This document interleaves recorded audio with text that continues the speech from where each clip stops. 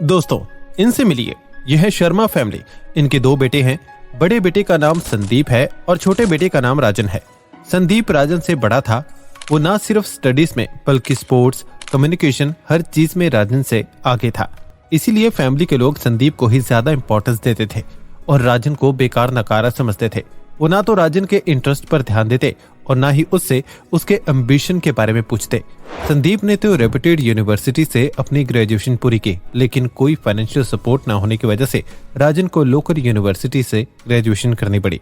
पढ़ाई पूरी होने के बाद संदीप जॉब करने के लिए दूसरे शहर चला गया, जहाँ उसे 50,000 रुपए सैलरी मिल रही थी। वहीं राजन, जिसे गेम्स में बहुत ज्यादा इंटरेस्ट था, उसने भी ऑनलाइन कोर्स करके कोडिंग और प्रोग्रामिंग सीखी। फिर फ्रीलांस गेम डेवलपर का काम करने लगा, जिससे वो भी 50,000 कमा रहा था। लेकिन उसने अपनी फैमिली को अपने जॉब के बारे में कुछ नहीं बताया था। इसीलिए सभी को लगता कि राजन लैपटॉप पर सारा दिन गेम खेलकर सिर्फ टाइम पास ही करता है। इसीलिए सब उसे ताने देते हैं। 1 साल बाद संदीप अपनी कार में घर आता है। ब्रांडेड कपड़े, नाइकी का 20,000 का शू, हाथ में 40,000 की वॉच और लेटेस्ट आईफोन देखकर लगता है संदीप कितना अमीर हो गया है। संदीप राजन से मिलता है और पूछता है, भाई ये क्या, अभी क्या तू कुछ नहीं करता? यार ऐसे कैसे चलेगा? मुझे देख, 50,000 की नौकरी है, क्रेडिट बिल्स टाइम पर पे हो रहे हैं, लाइफ कितनी मस्त चल रही है, तुझे देखकर कोई बोलेगा कि तू मेरा भाई है।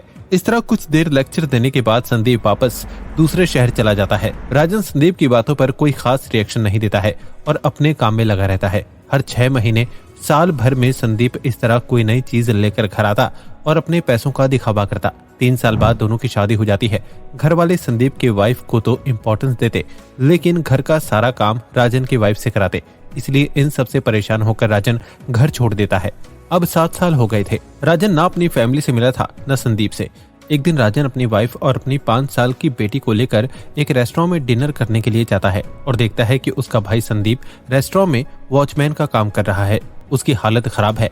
आंखों के नीचे डार्क सर्कल्स, अनफिट बॉडी, सस्ती 300 रुपए की शर्ट और 200 रुपए की चप्पल पहनकर वो लोगों को अटेंड कर रहा है।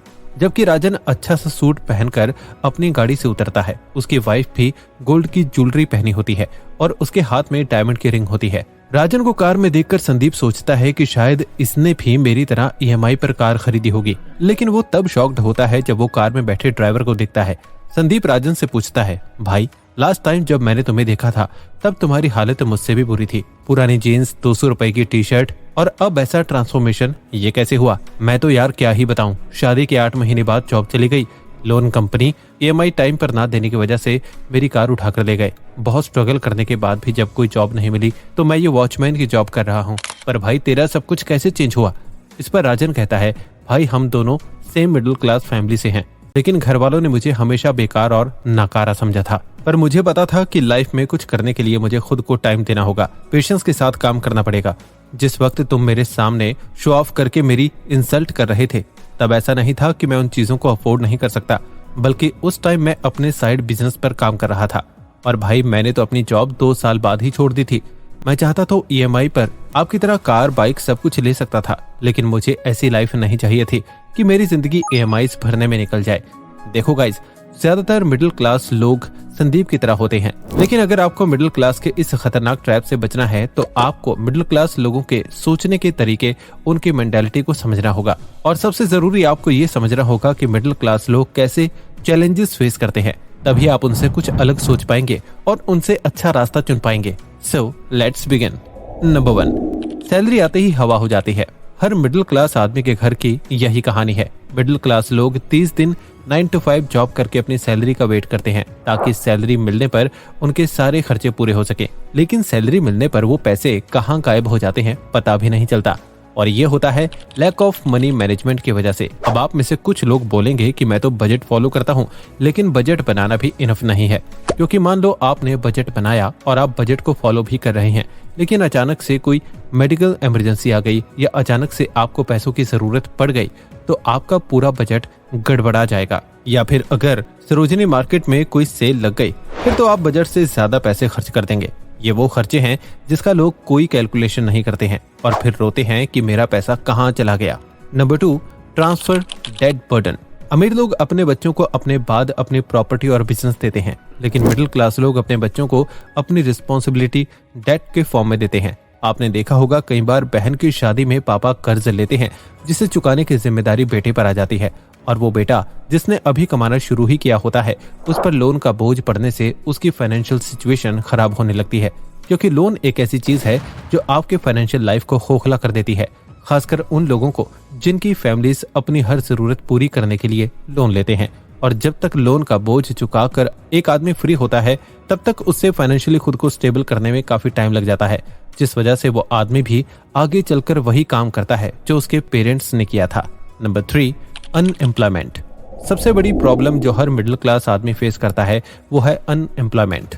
मिडिल क्लास लोग अपने बच्चों को पढ़ा लिखा कर सोचते हैं कि हमारा बच्चा हमारी गरीबी दूर करेगा, लेकिन जब वही बच्चा पढ़ लिख कर नौकरी ढूंढने के लिए जाता है तो उसे नौकरी नहीं मिलती, क्योंकि कुछ लोगों में स्किल्स की कमी होती है तो कुछ जगहों पर सिर्फ पैसे देकर ही जॉब पाया जा सकता है।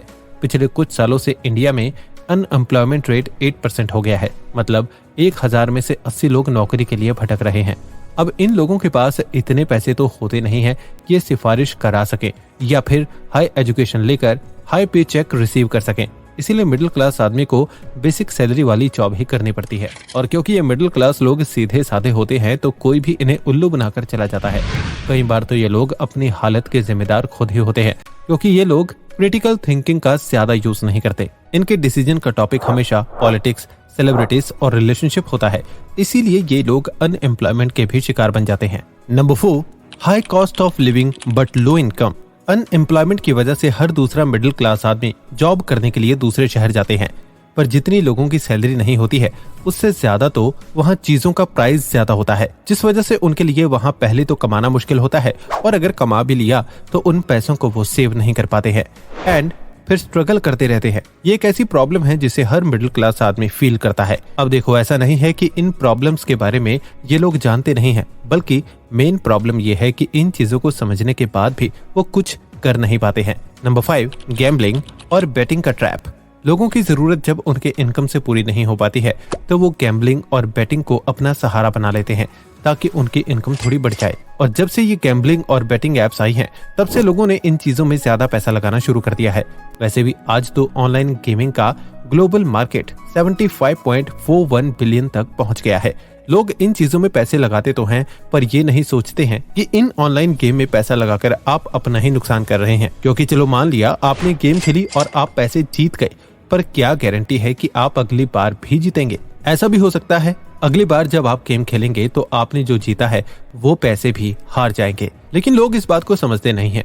वो बार बार इन गेम्स को खेलते हैं और जो उन्होंने कमाया है उसे भी हारकर गैम्बलिंग के इस ट्रैप में फंस जाते हैं।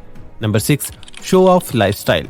मिडिल क्लास लोगों के पास कुछ हो या ना हो, लेकिन फ्लेक्स करने की हैबिट जरूर होती है। भले ही उनकी सैलरी कम हो, वो महीने का 10 से 15 हजार कमाते हो, लेकिन वो लाइफस्टाइल ऐसे मेंटेन करते हैं जैसे उनसे ज्यादा तो कोई कमाता नहीं है। 15,000 की बेसिक सैलरी में ये मिडिल क्लास लोग हाथ में आईफोन, कार सब कुछ लेकर घूमते हैं। एंड ये चीजें तो अपने आप आती नहीं है, इसीलिए ये लोग लोन लेते हैं और डेट ट्रैप में फंस कर रह जाते हैं। Number 7, over spending in education. Her middle class आदमी का सपना होता है कि उनका बच्चा पढ़ लिख कर एक हाई सैलरी वाला जॉब करे, इसीलिए कई बार लोग अपने बच्चों की पढ़ाई में लाखों रुपए खर्च करते हैं। इकोनॉमी टाइम्स की रिपोर्ट कहती है ऑन एन एवरेज एक आदमी 30 लाख रुपए सिर्फ अपने बच्चे के स्कूल कॉलेज में खर्च करता है। लेकिन जब ये बच्चा बड़ा होता है तो अनएम्प्लॉयमेंट की वजह से उन्हें ढंग की जॉब नहीं मिलती है, और अगर मिलती भी है तो वही 25-30 हजार की जॉब। लेकिन क्योंकि उसके पेरेंट्स ने उसके पढ़ाई के लिए एजुकेशन लोन दिया होता है तो उसे अपनी सैलरी से वो पैसा चुकाना पड़ता है। आपने इंस्टाग्राम पर कई रील्स में देखा होगा कि बच्चे अफसोस करते हैं कि क्यों उनके पेरेंट्स ने उनकी एजुकेशन के लिए इतना लोन लिया। देखो, मैं ये नहीं कह रहा कि आप अपने बच्चे को हायर एजुकेशन मत दो। मेरा बोलने का मतलब बस इतना है कि जिस चीज को पढ़ाने में आप अपने लाखों रुपए फूंक रहे हो, उसे पहले आप देख तो लो कि फ्यूचर में आपको कोई फायदा मिलेगा या नहीं। इतना पैसा लगाने के बाद भी आपको रिटर्न में अच्छी जॉब नहीं मिल रही तो बेवकूफ आप है, क्योंकि आपने पहले रिसर्च नहीं की। Number 8, know having insurance. Middle class लोगों की एक और सबसे बड़ी प्रॉब्लम यह है कि वो लोग इंश्योरेंस को एक एक्स्ट्रा खर्च की तरह देखते हैं। उन्हें लगता है कि इंश्योरेंस तो सिर्फ अमीर लोग लेते हैं, जबकि इंश्योरेंस कोई लग्जरी नहीं बल्कि उनकी सबसे बड़ी नीड है। इंश्योरेंस एक सेफ्टी नेट है जो इमरजेंसी में आपके बहुत काम आता है। अगर आपका कोई एक्सीडेंट हो जाता है या आपके घर पर कोई बड़ी मेडिकल इमरजेंसी आ जाती है तो आपकी पूरी सेविंग्स ट्रीटमेंट में निकल जाएगी, लेकिन फिर भी आप शायद बेस्ट ट्रीटमेंट अफोर्ड नहीं कर पाएंगे। लेकिन वहीं अगर आप इंश्योरेंस लेते हैं तो इमरजेंसी के वक्त आपको परेशान नहीं होना पड़ेगा और आप शांति से अपना ट्रीटमेंट करा पाएंगे। मिडिल क्लास लोग अपने हेल्थ से ज्यादा पैसों की वैल्यू करते हैं, जबकि उनकी असली दौलत उनकी हेल्थ है। Number 9, illusion of stability. आपने नोटिस किया होगा मिडिल क्लास लोग स्टेबिलिटी के पीछे बहुत भागते हैं। एक बार उन्हें कोई जॉब मिल जाए तो उसके बाद वो अपने जॉब में कोई चेंज करना पसंद नहीं करते हैं। भले ही उनकी जॉब में कितनी ही प्रॉब्लम क्यों ना हो, वो अपने जॉब से चिपक के रहते हैं, जबकि थोड़ी नई चीजें सीखकर स्किल्स एक्वायर करके वो जॉब से बेटर अर्न कर सकते हैं। लेकिन झूठी स्टेबिलिटी मेंटेन करने के नाम पर ये मिडिल क्लास लोग कुछ नहीं करते हैं और मीडियोकर लाइफ जीते हैं। Number 10, don't take action. देखो, अब तक मैंने आपको मिडिल क्लास लोगों के पास पैसे ना होने के 9 रीजंस बता दिए हैं, लेकिन इन प्रॉब्लम्स का सलूशन ढूंढने के लिए वो कोई एक्शन नहीं लेते, जबकि उनके एक एक्शन से उनकी लाइफ बेटर हो सकती है। इसलिए दोस्तों, खुद को बहाने देना बंद कीजिए, अपने प्रॉब्लम्स के बारे में सोचिए और उसे ठीक कीजिए। देखो गाइस, कोई भी दूसरा आदमी आकर आपको आपके मिडिल क्लास लाइफ से बाहर नहीं निकालेगा, ये काम आपको खुद ही करना है। Thank you brain grain family. इस वीडियो में बस इतना ही। इस वीडियो में मैंने जो भी बातें बताई हैं, अगर आपने उसे फॉलो कर लिया तो आप भी जल्दी रिटायर हो जाएंगे। अगर आपको ये वीडियो पसंद आई तो वीडियो को लाइक और चैनल को सब्सक्राइब करें। और अगर आप किसी टॉपिक पर वीडियो देखना चाहते हैं तो कमेंट करके हमें बताएं। जल्द ही मिलते हैं एक और शानदार वीडियो के साथ।